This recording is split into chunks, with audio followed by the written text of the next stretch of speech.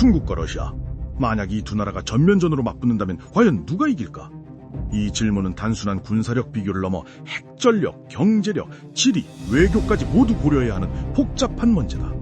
오늘은 그 모든 요소를 하나씩 뜯어보며 가장 현실적인 결론을 함께 찾아보자. 먼저 전체적인 그림부터 보자. 단기전, 즉 한두 달 안에 끝나는 전쟁이라면 러시아가 우세할 가능성이 높다. 하지만 장기전, 6개월 이상 이어지는 소모전으로 간다면 중국이 압도할 가능성이 크다.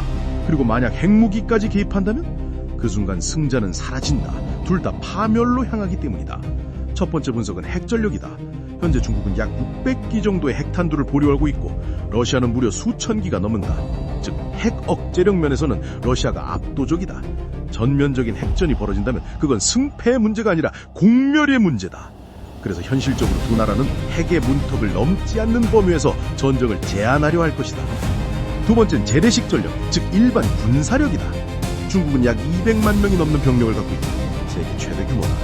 러시아는 최근 전쟁 준비를 강화하며 100만 명 이상으로 늘렸지만 숫자 면에서는 중국이 2배 이상 많다.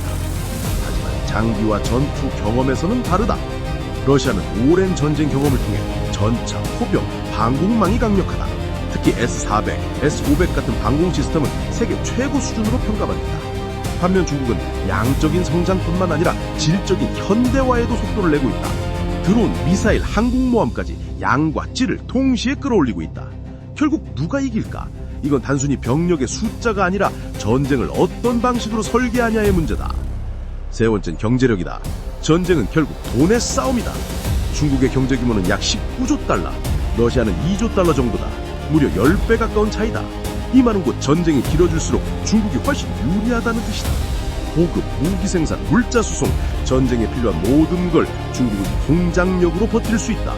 러시아는 자원은 많지만 산업 기반이 중국만큼 넓지 않다. 즉 장기전으로 갈수록 경제력의 격차가 전장의 균형을 바꾼다. 네 번째, 지리적 교인이다. 중국과 러시아의 국경은 무려 4,000km가 넘는다. 대부분 험준한 산악지대거나 시베리아의 혹한 지역이다. 이런 지역은 공격보다 방어에 유리하다. 중국이 대규모 병력을 보내려면 긴 보급선과 복잡한 지형을 넘어야 한다. 러시아는 이런 환경에서 싸우는 법을 역사적으로 잘 알고 있다. 반대로 중국은 빠른 동원력과 경제적 압박으로 전선을 밀어붙일 수 있다. 결국 지리 싸움은 누가 버티는가의 싸움이 된다. 다섯 번째는 외교와 동맹이다. 러시아는 지금 서방과 대립 중이라 사실상 외부 지원이 어렵다. 중국은 세계 경제에서 큰 비중을 차지하기 때문에 직접적인 군사 지원은 없더라도 경제적 우회 지원을 받을 가능성이 있다. 즉 외교적으로 보면 중국이 조금 더 유리한 위치에 있다. 하지만 주변국, 특히 인도나 중앙아시아 그리고 미국의 움직임에 따라 전쟁의 흐름이 크게 바뀔 수도 있다. 그렇다면 실제 전쟁이 일어난다면 어떤 시나리오로 흘러갈까? 첫 번째 시나리오는 국지전이다. 국경 근처에서 충돌이 일어나고 소규모 교전 후에 멈추는 형태다. 이 경우 피해는 제한적이지만 정치적 긴장은 극도로 높아진다. 두 번째 시나리오는 단기 결정전이다. 러시아가 기습 공격으로 장거리 미사일과 포경으로 초기 충격을 주는 형태다.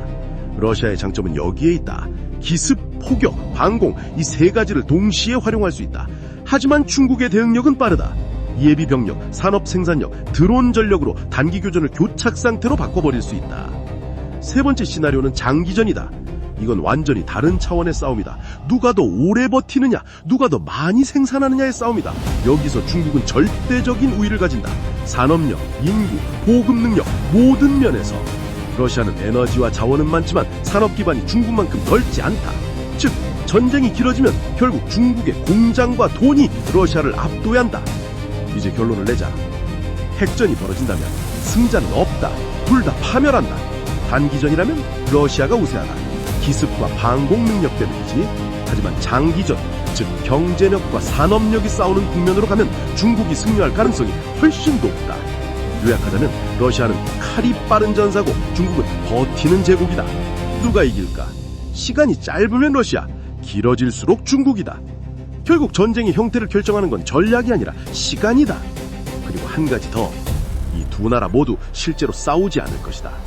서로의 경제, 정치, 그리고 핵의 위험을 너무 잘 알고 있기 때문이다.